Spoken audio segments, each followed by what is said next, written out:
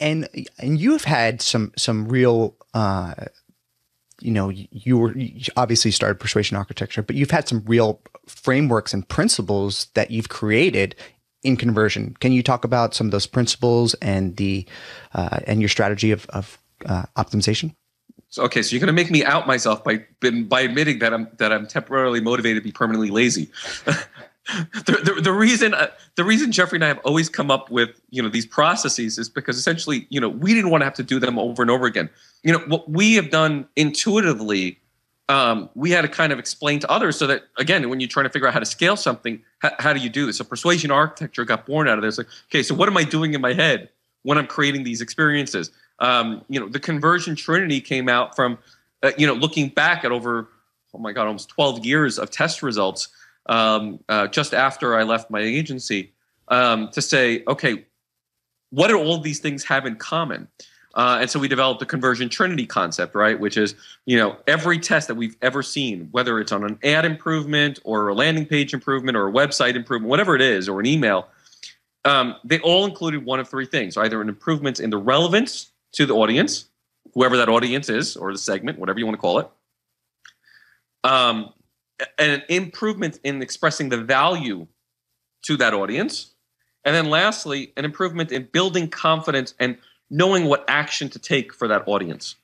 And once you wrap your head that basically all conversion improvements have to revolve around those three things, it comes back to the same questions as persuasion architecture, right? Who are you trying to persuade? What action do you want to persuade? Why would they want to persuade it, right? And it's just reversing the order a little bit. It's all built on very common sense. Direct marketers have known a lot about these. Some of these things have been reframed for the more modern digital age. That's all. Yeah, and it's been something that I've practiced, and reading all your books. I led a team at a .com for a while, and I would literally teach all of these principles, and then when you put the Trinity together, it would just kind of put everything in place. It literally fit. So I want to break it down just a little bit further, with the Trinity, because it's just so important, even though it can be so simple. So someone is searching for something online, and they have a specific, a keyword that they put in. Then they click on, even though it's not provided now, right? It's secure. So they have a problem. And then they scroll down the page. They find something that's maybe going to solve that problem. They click on that link, and they arrive at your site, your landing page, or however you're doing. So you need to create some type of relevance to the problem that that you're trying to solve, and you're doing that through design and persuasion. Well, but more than that, right? Relevance does not only mean, I think a lot of people mistake this, matching the search query and adding it to the landing page. No, it's understanding what that query actually means to that person.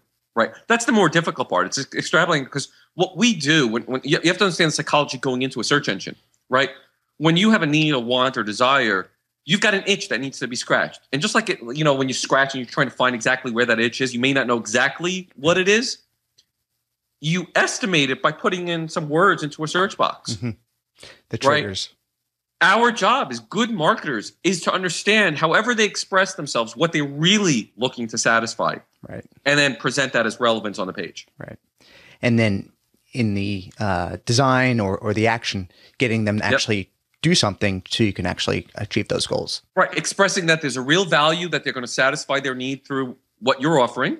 And then lastly, building enough confidence. I think that's the part that a lot of people miss. It's like, yes, I can make a call to action prettier and larger and stand out more. But if I haven't given the visitor enough confidence to buy, and that means in all the content that's there and stuff like that. And I think that's one of the biggest mistakes I see in a lot of B2B lead gen sites is, they go up, they throw up the simple templated landing page. You've probably seen thousands of them at this point, right?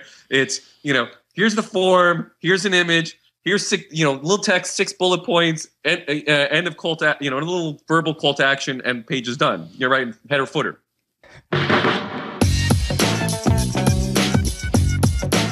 I hope you enjoyed this episode of Marketing Optimization. This is one of the highlights from all of the video episodes that we have listed for you at the website marketingoptimization.tv.